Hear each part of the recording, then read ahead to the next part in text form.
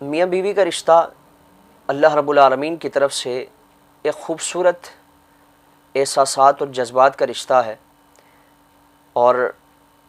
اس رشتے میں اللہ رب العالمین نے زوجین کے دلوں میں ایک دوسرے کے لیے محبتیں، چاہتیں، الفتیں رکھی ہیں۔ لیکن بدقسمتی کے ساتھ آج ہمیں اپنے معاشرے میں، اپنے گرد و نواح میں یہ رشتہ ناچاکیاں، نا اتفاقیاں، نفرتیں، کدورتیں اور لڑائی جھگڑے کی وجہ سے کمزور نظر آتا ہے۔ یاد رکھیں کہ میاں بیوی کو اللہ رب العالمین نے حقوق کے ایک سلسلے میں باندھا ہے۔ شوہر پر اس کے بیوی کے حقوق لازم فرمائے گئے، بیوی پر اس کے شوہر کے حقوق کو لازم فرمایا گیا، اور ہر ایک پر ان حقوق و فرائض کی ادائیگی کو، ان کی پاسداری کو لازم فرمایا گیا۔ خدا نخواستہ اگر ان دونوں میں سے کوئی ایک بھی حق تلفی کا اور حق کو غصب کرنے کا مرتکب ہوتا ہے تو اللہ رب العالمین کی بارگاہ میں اس کی سخت سرزنش ہے۔ قرآن کریم میں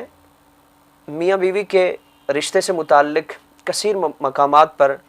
اس رشتے کی خوبصورتی کو اور حقوق و فرائض کو بیان فرمایا۔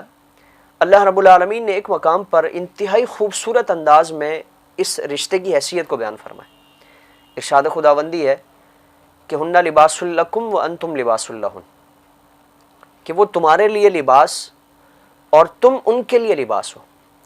یعنی شوہر بیوی کے لیے لباس ہے اور بیوی شوہر کے لیے لباس ہے۔ اب یہاں لباس اس رشتے میں دونوں کو ایک دوسرے کے لیے لباس قرار دیا گیا۔ مفسرین فرماتے ہیں کہ لباس کے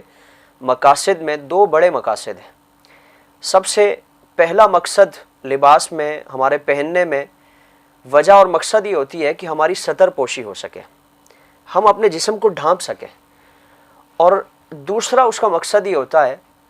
کہ ہم زیب و زینت کے لیے لباس پہنتے ہیں، اچھا ہم لباس پوشاک کا اہتمام کرتے ہیں تاکہ ہم اچھے لگیں، معاشرے میں ہماری حیثیت ہو، ہماری عزت ہو۔ تو فرمایا کہ یہ دونوں جو مقاصد ہیں یہ میاں بیوی کے رشتے میں ہونے چاہیے۔ پہلا مقصد کیا ہے کہ لباس جس طرح ستر ڈھانپنے کے کام آتا ہے، اسی طرح عورت اپنے شوہر کے عیوب کو ڈھانپے، اس کے لیے لباس کا کردار ادا کرے، اور شوہر اپنی بیوی کے عیوب کو، اس کے نقائص کو، اس کی خامیوں کو ڈھانپنے کی کوشش کرے، اس کو لوگوں کے سامنے فاش نہ کرے، اس کو لوگوں کے سامنے بیان نہ کرے۔ اور دوسرا لباس پہننے کا جو مقصد ہے کہ انسان کی زیب و زینت ہو، انسان کو معاشرے میں اس کی وجہ سے اس کی عزت ہو، اور لوگوں میں اس لباس کی وجہ سے وہ لوگوں کو اچھا لگے۔ تو فرمایا کہ میاں بیوی کے رشتے میں یہ چیز بھی ہو کہ اگر شوہر ہے تو اپنے عزیز و اقارب میں، اپنے بہن بھائیوں میں اپنی بیوی کو ایک معزز اس کا امیج بنانے کی کوشش کرے، اس کی خامیوں کو، اس کے نقائص کو وہاں بیان کر کے اس کو گندہ کرنے، اس کی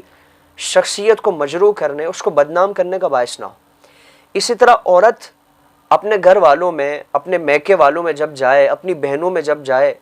اپنی سہیلیوں میں جب جائے تو شوہر کی برائیاں نہ شروع کرتے، بلکہ شوہر کا ایک اچھا امیج وہاں بنانے کی کوشش کرے، شوہر کو ایک معزز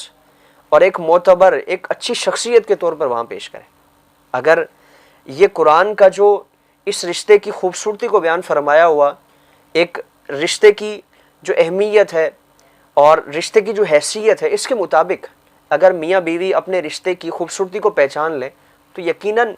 پھر کبھی بھی اس طرح کے معاملات پیدا نہ ہوں۔ آپ صلی اللہ تعالیٰ علیہ وسلم نے میاں اور بیوی دونوں سے متعلق بے شمار مقامات پر آپ صلی اللہ تعالیٰ علیہ وسلم نے کلام فرمایا۔ حضور رحمت عالم صلی اللہ تعالیٰ علیہ وسلم نے شوہر کے حقوق کو فرمایا کہ اللہ کے علاوہ مخلوق میں کسی کے لیے جائز نہیں ہے کہ اسے سجدہ کیا جائے۔ اگر مخلوق میں کسی کے لیے جائز ہوتا کہ اسے سجدہ کیا جائے تو فرمایا کہ میں عورتوں کو حکم فرماتا کہ اپنے شوہروں کے آگے وہ سجدہ کریں، عورتوں کو حکم فرمایا جاتا کہ وہ اپنے شوہر کے آگے سجدہ کریں۔ اور ایک اور مقام پر فرمایا کہ جو عورت نمازوں کی پابندی کرتی ہے، گناہوں سے بچتی ہے، یعنی فرائض اور واجبات کی پابندی کرتی ہے، کبیرہ گناہوں سے وہ بچتی ہے، اور اس کیفیت میں اس کا انتقال ہوتا ہے کہ اس کا شوہر اس سے راضی ہے، اس کا شوہر اس سے خوش ہے، تو فرمایا کہ اللہ رب العالمین کی بارگاہ میں جنت سے کم اس کے لیے کوئی صلہ نہیں ہے، یعنی اللہ رب العالمین اس کے لیے جنت کا وعدہ فرماتا ہے۔ اور اسی طرح عورتوں سے متعلق فرمایا، آپ صلی اللہ تعالی وسلم جب وصال فرما رہے تو آخری جو وصیت حضور نے فرمائی وہ عورتوں سے متعلق، اور حضور نے فرمایا کہ تم میں سے بہترین شخص وہ ہے جو اپنی عورتوں کے ساتھ بہتر ہو، اور اپنی شخصیت کو بطور نمونہ پیش فرمایا کہ میں تم میں سب سے زیادہ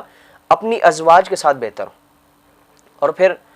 عورت کی طبیعت میں، عورت کی فطرت میں ناشکری اور اس طرح کے معاملات یہ فطرتاً اس میں پائے جاتے ہیں۔ آپ صلی اللہ تعالی علیہ وسلم نے فرمایا کہ عورت کو ٹیڑھی پسلی کے ساتھ پیدا کیا گیا، اس کا ایک جو ٹیڑھ پن ہے، اس کی طبیعت میں اس طرح کی جو نقائص ہیں، خامیاں ہیں، اس کو ایک طریقے سے تم درست کرنے کی کوشش کرو۔ اگر تم سختی سے اس کو سیدھا کرنے کی کوشش کرو گے تو فرمایا کہ وہ ٹیڑھی پسلی سے پیدا کی گئی ہے، تم اس کو توڑ ڈالو گے، یعنی یہ رشتہ تمہارا ختم ہو جائے گا۔ اور اگر ویسے ہی اس کو چھوڑ دو گے تو اس کا ٹیڑھ پن باقی رہے گا، اس کی خامیاں باقی رہیں گی۔ ایک طریقے سے اس کی اصلاح کی کوشش کرو، ایک طریقے سے اس کو سدھارنے کی کوشش کرو۔ اور پھر میاں بیوی میں جو ناچاکیاں اور نا اتفاقیاں ہوتی ہیں، آپ صلی اللہ تعالی علیہ وسلم نے اس کا بہترین حل فرمایا کہ تم شیر پر سوا شیر بننے کی کوشش نہ کرو، تم ایک دوسرے سے بڑھ چڑھ کر اپنی بات منوانے کی کوشش نہ کرو، بلکہ آپ صلی اللہ تعالی وسلم نے، چونکہ شوہر کے ہاتھ میں طلاق کا اختیار ہے اور وہ چاہے تو آنن فانن اس رشتے کو ختم کر سکتا ہے، تو اسی لیے آپ صلی اللہ تعالی وسلم نے شوہر کو تاکید فرمائی کہ اگر تمہیں تمہاری بیوی کی طرف سے، تمہاری زوجہ کی طرف سے کوئی اس طرح کا ناپسندیدہ معاملہ تمہیں پیش آتا ہے تو فرمایا کہ اسے درگزر کرو اور اس کی اس اچھائی کی طرف نظر کرو جو تمہیں اچھائیاں اس کی طرف سے ملتی ہیں، تم اس کو پیش نظر رکھو، اور اس کی طرف سے اگر خدا نہ خواستہ کبھی اس طرح کا ناپسندیدہ معاملہ تمہارے سامنے پیش آتا ہے تو اسے درگزر کرو۔ وہ تمہارے گھر کو سنبھالتی ہے، تمہاری اولاد کے افزائش کا ایک ذریعہ ہے، تمہارے گھر کو بسانے کا ایک ذریعہ ہے، تمہارے لیے اس نے اپنے ماں باپ کو چھوڑا ہے۔ ان ساری اچھائیوں کی طرف نظر کرو اور ان اچھائیوں کی طرف نظر کر کے اس کی جو ایک خامی ہے اس کو تم درگزر کرو۔ اللہ رب العالمین ہمیں ایک دوسرے کے حقوق کی پاسداری کرنے کی، اس کو پہچاننے کی، اس کو اپنانے کی، اس کی پابندی کرنے کی اللہ توفیق عطا فرمائے، اور سب کے گھروں میں اللہ رب العالمین اتحاد و اتفاق، پیار، چاہت اور مسرت اور الفت اللہ رب العالمین پیدا فرمائے۔ جن کے گھروں میں ناچاکیاں ہیں، اللہ رب العالمین اپنے حبیب صلی اللہ تعالی وسلم کی مقدس اور کامیاب زندگی کے صدقے دوفیل، ازدواجی کامیاب زندگی کے صدقے دوفیل ان کے گھروں میں اور ہم سب کے گھروں میں اللہ رب العالمین خوشیاں، مسرتیں، چاہتیں، الفتیں پیدا فرمائے، اور ان سارے معاملات سے اللہ رب العالمین ہمارے گھروں کو محفوظ و مامون فرمائے۔